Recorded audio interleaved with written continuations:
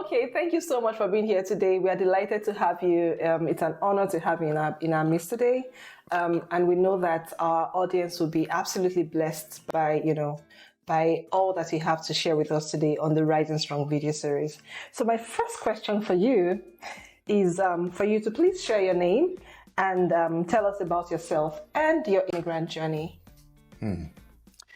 Well, first off, thank you for having me. It's a pleasure. I'm honored and humbled to be here. My name is Kingsley Madu. Ironically, pretty much everybody in my life call me Madu, which is my last name. Don't ask me why. I don't know why myself, but it's fine. They're both my names, so I answer to that, right? I'm an entrepreneur at heart. I look for big problems and I solve them, right? I love technology, so essentially I look for how I can use technology to address the problems that I face in society, right? Ultimately, I look for problems that would improve our experiences, right, as a group in Canada. Right. Amazing. Thank you very much for sharing that. So in terms of your immigrant journey now, when did you arrive in Canada and how has that been for you? Well, my immigrant journey started donkey years ago, even before Canada, right? I've had the humbling experience of living and working in 15 different nations globally, right? I used to live in the US, Far East Asia, India, Middle East, lots of places in Africa, and you name it, right? And 5 years ago, I decided to immigrate to Canada with my family, right? To come in as a family and settle in, right? It wasn't easy, to say the least. On arrival, I knew that. So before arriving, I had thought to myself, "You've been there, you've done it all. How hard can it be, right? Right. You survived. How hard can it be? You survived in worst places, in quote, right? How hard can it be?" But nothing prepared me for the Canadian experience. It was super hard. Wow. Right. It wasn't like anything else that we've been to, right? And the way I frame it is that the existing systems and infrastructures are not optimally designed for immigrants, bottom line. And I experienced that firsthand, like the very brunt of it. Right. And I know you've shared a lot about, the first few, was it the first day or the first few days where you were trying to get a hotel, you were trying to open an account, so many... It started from the first day, right? So on arrival at Pearson, after we cleared immigration, security, grabbed our bags, the first shocker was that my ride-hailing app stopped working. What's going on here? Right? It said, you need a local payment card. Like, okay. This is new. I've used the same ride-hailing app everywhere in the world, but it's not suddenly not working. So we managed to get help from an old man at the airport who helped us with a taxi. Right. So we left the airport eventually, and we got to the hotel that we had been emailing and made reservations with, right? Only for the hotel to tell us, no, we canceled your reservation. Like, oh, why? Well, you need a credit card. I'm like, excuse me, ma'am. In that car is my family. They're sleeping. I don't have a plan B. They don't want to wake up and realize they don't have a roof over their head. So we need to make this happen. Right? So she reaches out to the manager, who comes out and says to me, can you pay cash? Okay. Luckily, it's a big word here, I had the cash. Right. So, but they required me to pay, I believe it was either 3 days or so as security deposit. Right. So we had to put in extra cash just because we were paying cash, right? Wow. Luckily, again, we had the cash, right? So we paid, we got in, but then day one, at least we have a roof, right? So I tried to rent a car so that I can start getting things going. And the rental company says to me, you don't have a credit card, we cannot rent you a car. Wow. Like, okay, this is getting Serious. What is going on here, right? I finally managed to get to the landlord where I was going to rent, right? And they said to me, oh, I like you, or that would love for you to rent, but I need to see 6 months of credit history. At that point, I'm super frustrated. Yes, So I said, you know what? Okay, where do I get this credit? Like, what is this? Are they selling it somewhere? Are they selling this thing somewhere? It's just, no, it starts from the bank. So I get over to the bank, and the lady I meet at the counter says, oh, so I walk in, I meet a lady, and I tell the lady, do you sell credit here? I want to buy some credits. She laughed. I said, no, we don't. You have to open an account. I'm like, oh, for sure. Let's open an account, right? Yeah. And then we're filling the form, and we get to where I need to put in my residential address. And she asked me, do you have a residential address? I'm like, no. Right? That's why I'm here in the first place. Right? He said, well, I can't open an account for you without a residential address. Exactly. So here I am. Another hurdle. I can't get into a house. I can't open a bank account. I just can't do nothing. I'm stranded, right, on arrival. Yeah. So I remember going back to the hotel room, dejected. It was late in the evening. My family was already asleep. And I cried and cried and cried and cried. Like, what? I was in between. What did I do wrong? Did I make a wrong plan? Yeah. Places, what's going on here? Why didn't I realize this? Why this? Why that? Why? So many whys. So many whys going on in my head. Just when I was about to fall asleep, a thought came to mind, like, okay, why not you reach out to somebody? So I picked up my phone and reached out to a friend back home. I'm like, hey, you arrived safely? How are things? Like, nah, we're coming back the next day. That's what I told them. I said, we're packing our bags and we're flying back. He said, no, don't worry. I've got a friend. I'll reach out to the friend. They will come help you. Wow. So they reached out to their friend. Their friend drives from, I think it was Oshawa. Wow. Was it Oshawa or Ottawa? One of the was. And they rent a car in their name with their credit card. Got us some Nigerian local delicacy. Aww. And they brought all this over. Wow. Without knowing who we were. Wow. That's amazing. Wow. That was the first break of hope. Even the way you sound. I said, the first ray of hope. I'm like, okay. So there might be a way out of this eventually, right? Yes. There might be a way out of this. There might be a way out of this, right? Wow. So, and then it was one step after the other, just slowly but surely, we kept on just knocking it off. And then here you are. Thank you. Well, that's an amazing story. That's a deep story. And I think a lot of us immigrants can really relate with, those challenges and those issues of, if you don't have this, you can't get this. If you can't get this, you can't have that. It can be a nightmare sometimes. So I get that. It is. Thank you. So please tell us about your current occupation or any other activities you're engaged in right now. Well, I am happily and humbly the CEO of Expedia. Let's put it that way. I love it. Right. Where we are building the first of a kind financial institution that is BIPOC facing, right? That's BIPOC facing. It may not count as an occupation, but also a community builder or member or advocate. Right? I was speaking to someone the other day and I said, almost half of the 10,000 members we have on Expedia somehow have my number and I don't know how. Wow. But he told me, you're in the community, how would they have your number, right?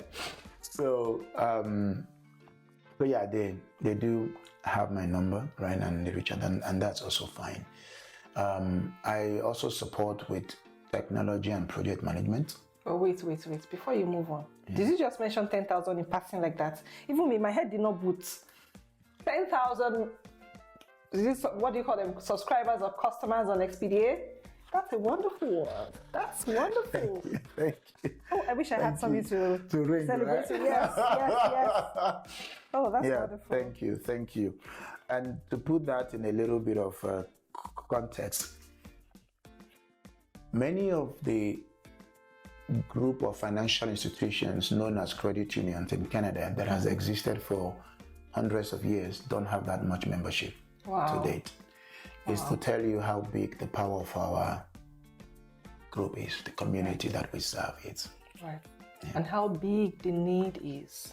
Yes. For that kind of service. For that kind of service. Yeah. Wonderful. Thank you. We're also going to mention one other role apart from the community builder role. Was that? Oh, yes. I also support some education institutions part-time as an adjunct professor. Okay, like a part-time professor. Thank you for sharing all of that. So, my next question is very related to this one. So, because we're trying to serve immigrants of Black African descent, we want them to be able to watch and see themselves in their story and find guidance and resources and ideas for them to be able to navigate their own journey. So my question now is, how would you describe the relationship between your career from, and your experience from back home, from your home country, and your current path, your current career path? That question is $1 million question. Okay. And with your permission, I'd love to really touch on that. Okay. When I immigrated to Canada, I was jobless for about the first 15 months. Yeah. Wow. Yes. So prior to Canada, I was serving as a regional project manager where I was overseeing projects and operations across 4 nations in Africa, 4 countries in Africa. Okay. And I thought maybe that would make it a whole lot easier for me to find some role in project management here. Right. But no, that was not the case. Either I was overqualified or I didn't have sufficient Canadian history, Canadian work experience. The almighty Canadian work experience. Here is someone who's had international global experience, right? But none of that mattered in the face of Canadian experience. None of it mattered. The Canadian experience is supreme to anything else you have. So for the first 15 months, I was jobless. Yeah, I was jobless, right? I remember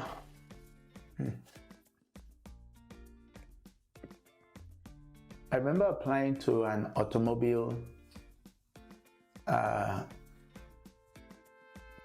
company as a floor hand,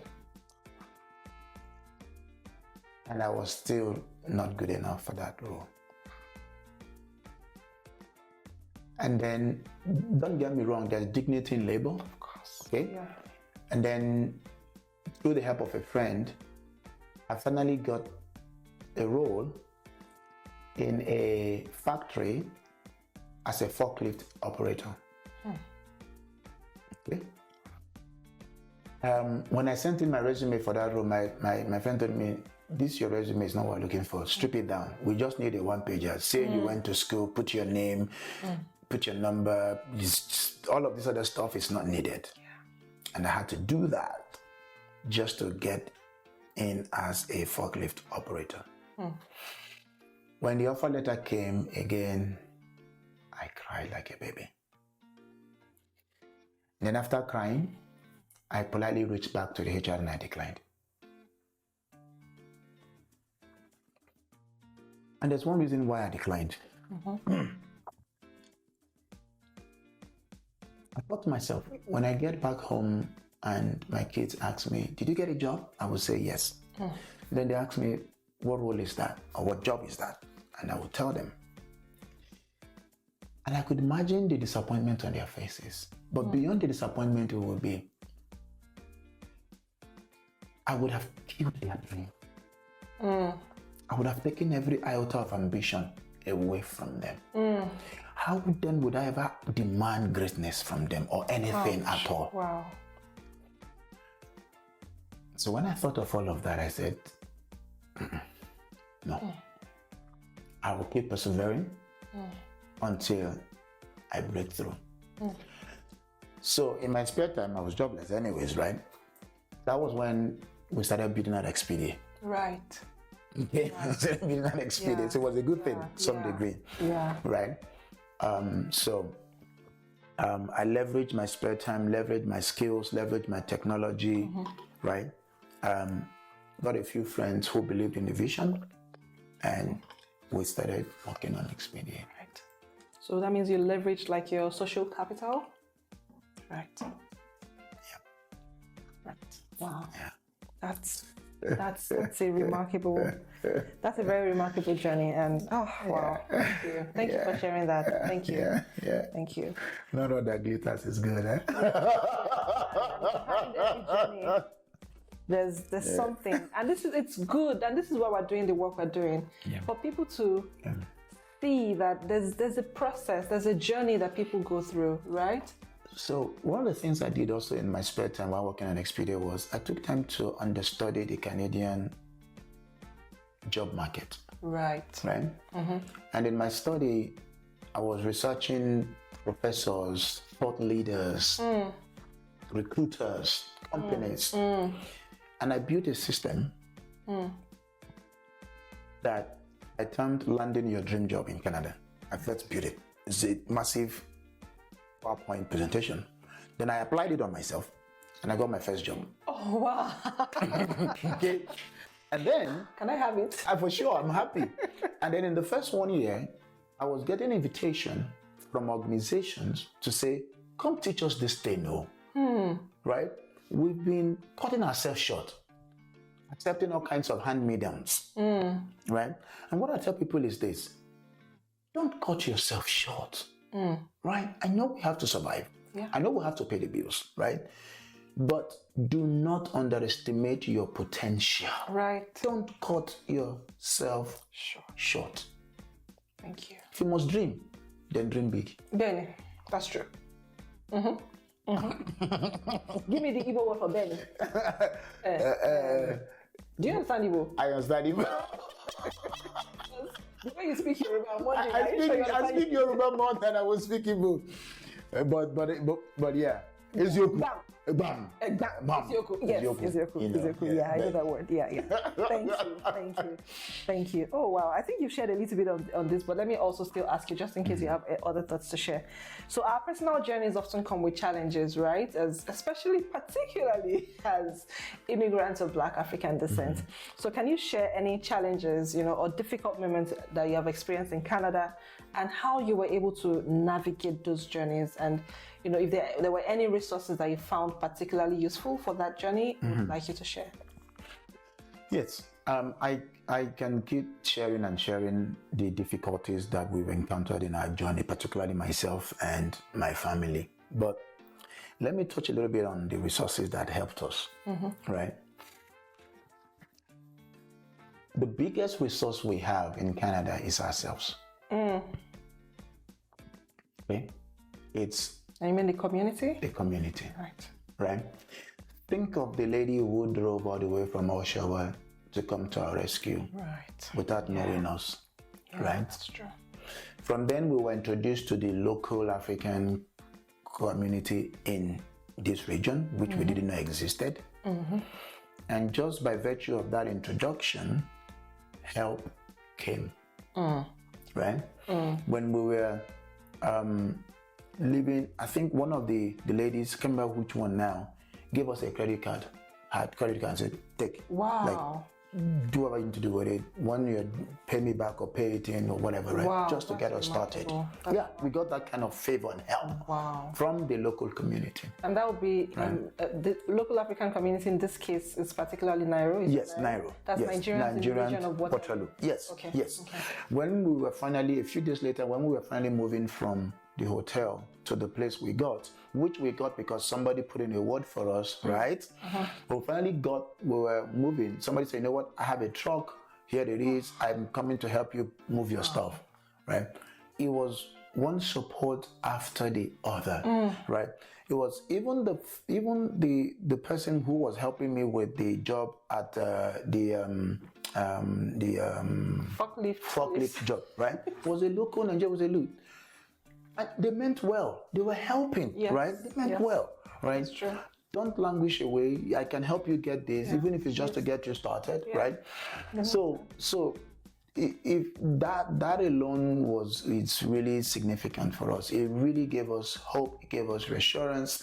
It told us that yes, with the help of ourselves, from ourselves, we can make something of ourselves. That's true. Oh, I love that. Say it again. With the help from ourselves, we can make something out of ourselves. Out of ourselves. Wow, amazing. That's remarkable. Thank you. Thank you very much for sharing that. My next question is also on the back of that. Like I've been saying, it's more about the pouring into whoever is watching. Even if it's one person who watches and feels like, oh, okay, I can pick up my bag and try again, or I can use those resources, and our work is done. Our work is actually done. So I was going to ask that, many new immigrants find themselves, and I think even your journey has shown that there would have been, some sort of challenges in terms of even the thinking, the mental health, and all of those things. These are things that come with being a new immigrant. In that process of trying to settle and thrive in a new country, they find themselves dealing with so many mental health challenges. And there are so many reports about people just completely losing their self-confidence. And I think you've touched on that a little bit, when you said, you have to keep going and all of that. But do you have any... Shaking. I'm shaking the table. Do you have any specific, pieces of advice for navigating that journey of, I need to find myself back. I need to find my confidence back. I was a high flyer. I need to remember who I am. Okay. One of the unsaid truths about immigration is the psychological effects, particularly imposter syndrome effect. Yeah. Okay. When you're coming into a new country, everybody looks different than you. That's true. Speaks different from you. The entire system is different from you. It can be overwhelming. And that overwhelming feeling produces a feeling of imposter syndrome and lack of confidence, self-confidence. When you've thrown in 1,000 applications and nobody is even calling your name. You have decided to proceed with a different candidate. The almighty email. Exactly. The rejection emails. When even you manage to land your first interview and they ask you the first question, do you have Canadian experience? And you say no. All of those things are psychologically damaging. So when I built that framework, it sits on 3 legs. The first leg is the psychological part, the self-confidence part. Yes. And if you don't get that part right, the rest will never fall into place. That's the foundation. That's the foundation. And everybody that I had spoken to with that framework, they always seem to say the same thing to me. How I wish you were the first person I spoke to when I came in here. Right. I devote a few hours every week to talk to new immigrants. Okay? Wow. Every week. I put between 30 minutes to 2 hours every week. Wow. Just talking to new immigrants. Wow. Okay? I have a backlog all the way to May, June already filled up. Right? People are waiting on the queue. Many times when I get into that call, after the first 15, 20 minutes, they break down and they start crying. They look like, one will ask me, how do you know how I'm feeling? I say, because I felt it. Yes. I went through it. Yes, I can relate. I went through it. I felt it. But then I don't stop there. I also make them realize that, strangely enough, the reason you're feeling that way isn't why you think what you think the reason is. Let me explain. So many people begin to feel imposter syndrome because the system seems to be saying to them, I'm rejecting you. So you feel you're not part of that system, right? Okay. But what you fail to realize is that the reason the system seems to be saying I'm rejecting you is because you are superior to the system. Not because you are inferior. That's an interesting way to look at it. Yes. And I love it. Not because you're inferior. So the last lady I spoke with, was that last week or so? One lady I spoke with. This lady has worked in Fortune 500 companies before immigrating here. Right? Because for most of us from our part of the world, that's the condition. Like you need to have that experience. Exactly. Right? Coming here. So I was asking her, how then do you think, after having worked in Fortune 500 companies, that you are now inferior? And you're now doubting yourself. Do you know what it takes to be an employee of a Fortune 500 company? Right? So, but you've allowed the rejection signals from the system to make you feel inferior. Right? I remember the first year of building Expedia, I never said anything to anybody. I was afraid that when I was building Expedia, I felt like I was still an imposter. Right? Yeah. Until one day it broke. And I went on my LinkedIn and I made a post about imposter syndrome. And oh my, wow. I've not recovered from that post in terms of people reaching out to say, that is exactly me. Yeah. Right? Last week I shared a thought on LinkedIn, and somebody who is not on my LinkedIn connection or network got in there and was making a statement about how I started debunking my post. I don't know you from anywhere. You're not on my network. You probably, LinkedIn's algorithm probably just showed it to you. And then you thought, okay, let me go and tell the whole world, this is not it. Okay? Wow. And then it was the audience that were seeing it that were replying this person on my behalf saying, dude, no, right? No, but I didn't bring it here. I didn't even bother saying a word to this person. I didn't anymore. If it were before, I would have buried my head in shame. People say, why did you talk? Now they've told you, see, you're a fraudster. You're not this, you're not that, you're not that, right? But So I have not let those things define us. No. I've so gone beyond and above it.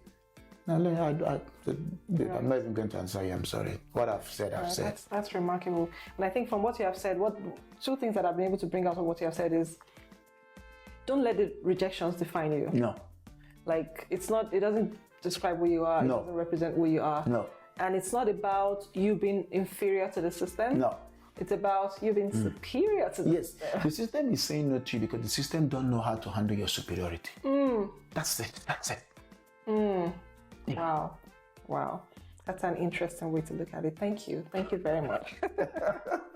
Thank you. I'm sure someone is going to find that very helpful. Thank you. So my next question is, if you could turn back the hands of time, what advice will you give to your new immigrant self? Good question.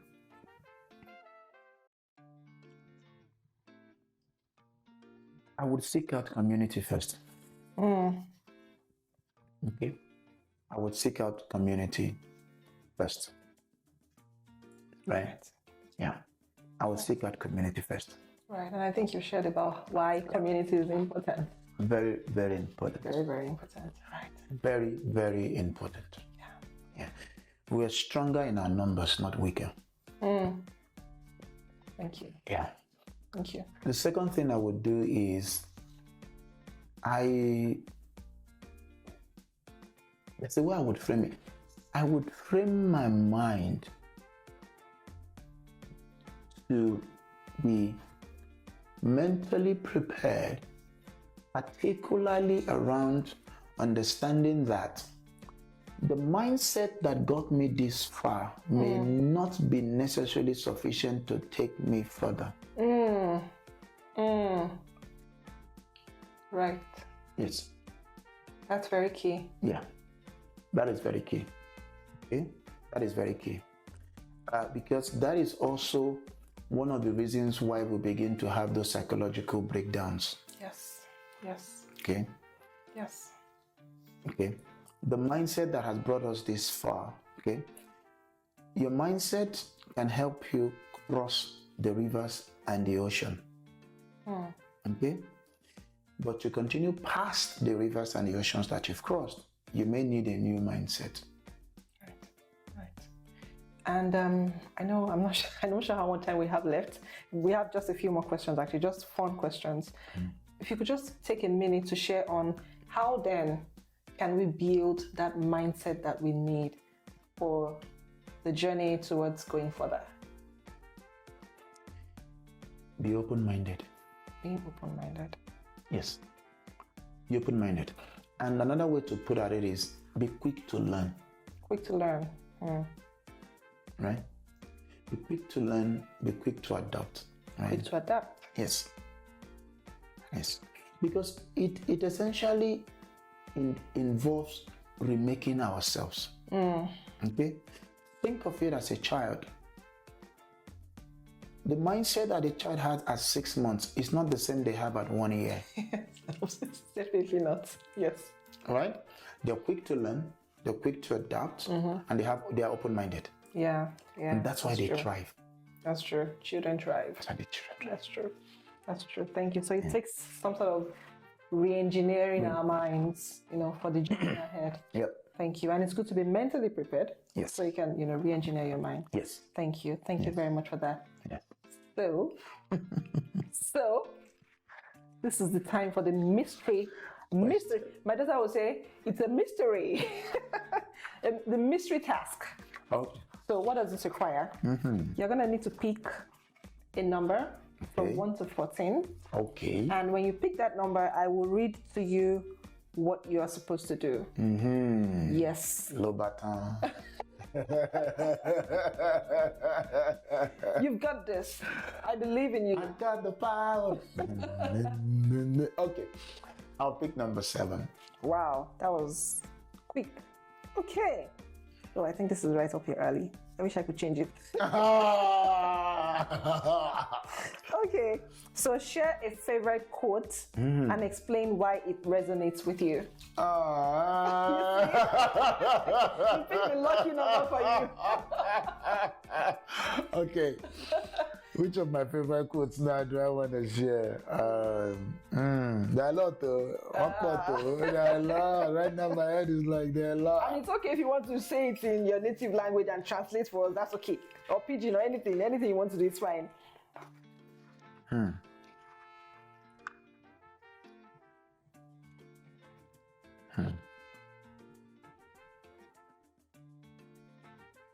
It's not necessarily a quote. Okay. It's a saying. And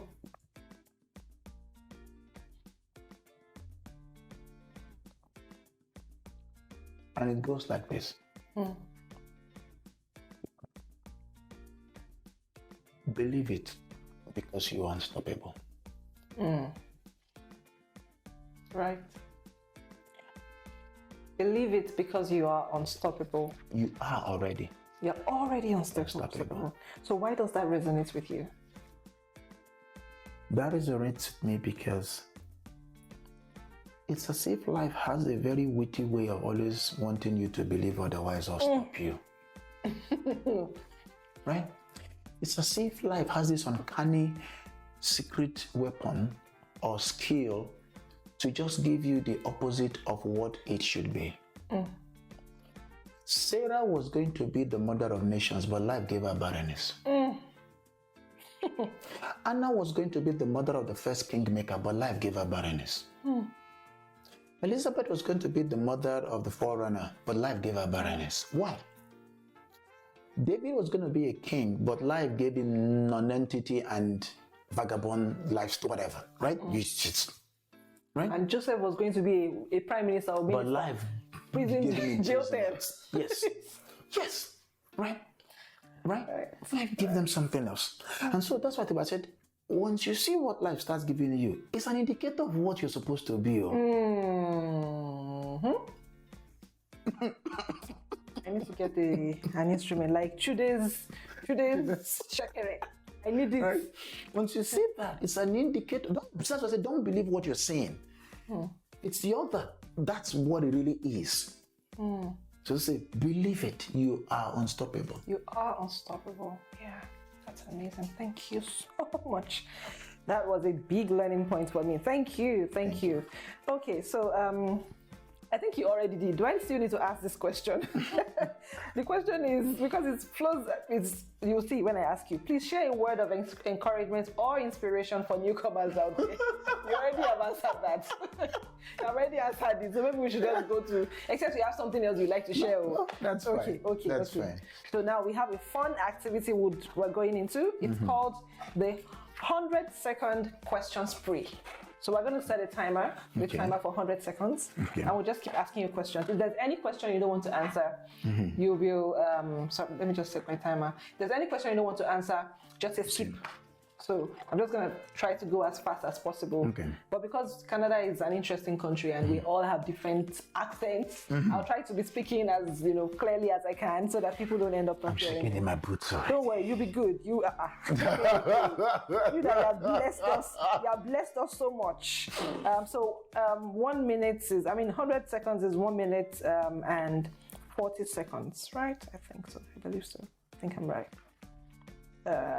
40 seconds. Yeah. Are you ready? Born ready. Okay. Movies, music, or games? Movies. The title of the book you're currently reading? I'm reading a lot of books at once, but one of the ones I just shared on LinkedIn, the power of focus. Yeah. Okay. Favorite Canadian fast food restaurant? None. Okay. Okay. One word to summarize your Canadian journey so far. Unstoppable.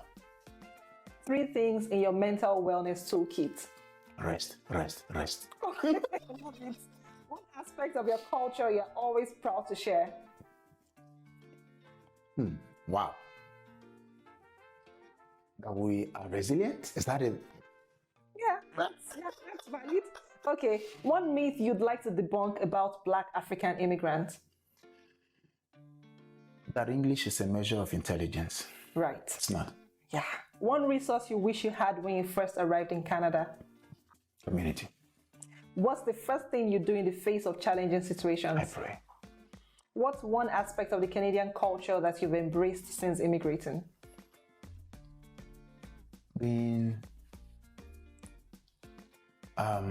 what's that word now? What's that word now? Polite. Being polite.